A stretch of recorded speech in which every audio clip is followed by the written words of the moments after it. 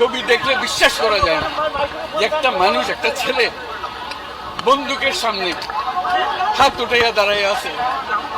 মারেন, গুলি করছে, একটু টল টল করছে, আবার ধরছে, তারপর আরেকটু। এই সেই লোক। কাজে এটাকে বলার শুধু এখানে পীরগঞ্জের বিষয় না, এটা বাংলাদেশের বিষয় না, সারা দুনিয়ার বিষয়।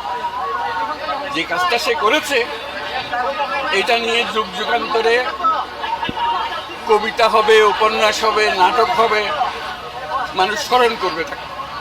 এই সেই লোক এখানে শুয়ে আছে। আমাদের কাজ হলো যে স্বপ্নের পেছনে দাঁড়িয়ে সে বুক পেতে দিয়েছিল সেই স্বপ্নকে বাস্তবায়ন। এটা আমরা সারা জাতির একটা কর্তব্য। আমরা শুধু এখানে এসে কবর জিয়ারত করলাম, চলে গেলাম, তা না। এটা সারা জাতিকে আমরা বলতে চাই যে লক্ষ্য নিয়ে এ বুক পেতে দিয়েছিল, যার কারণে কোটি কোটি ছেলে মেয়ে সামনে দাঁড়িয়ে, বন্দুকের সামনে দাঁড়িয়ে গেছে, ভয় পায় না। এই যেহেতু পথ দেখিয়ে গেছে, আজকে আমরা সেই কারণে নতুন বাংলাদেশ পেলাম। এই নতুন বাংলাদেশ গড়ার দায়িত্ব এখন আমাদের। তার কথা স্মরণ হবে এই কাজটা করার মতো। কাজে আমাদেরকে সেই কাজটা যেন আমরা করি। এই আবু সাঈদ এখন এক পরিবারের সন্তান না, বাংলাদেশের যত পরিবার আছে তাদেরই সন্তান, এবং তারা ওদিকে তাকিয়ে থাকবে। যারা ছোট ছেলে মেয়ে বড় হবে, তারা স্কুলে পড়বে, আবু সাঈদের কথা নিজে নিজে প্রস্তুত হবে, আমিও ন্যায়ের জন্য লড়ব, আমিও বুক পেতে দেব। সেই হলো এই আবু সাঈদ।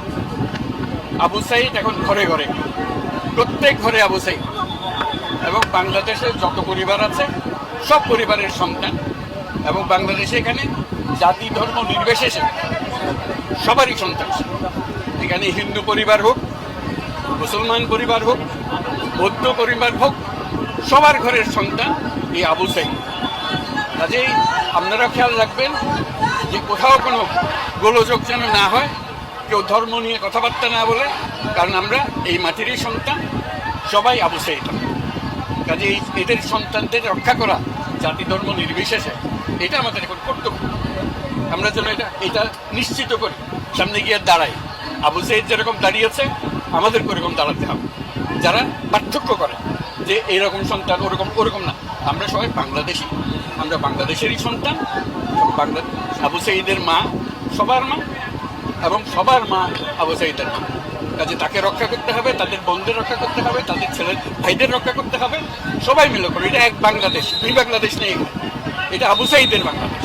এই আবু সাঈদের বাংলাদেশে কোনো ভেদাভেদ নেই। কাজে আপনাদের কাছে অনুরোধ, যে যেখানে আছেন ওই আবু সাঈদের বাবা বা যারা যারা আছে, যেখানে আছে, তাদেরকে রক্ষা করুন, কোনো রকম গোলযোগ হতে দেবেন না। আজকে যে আসলাম এখানে, এটা স্মরণ করেন, আমরা যাতে এটা বাস্তবায়ন করতে পারি।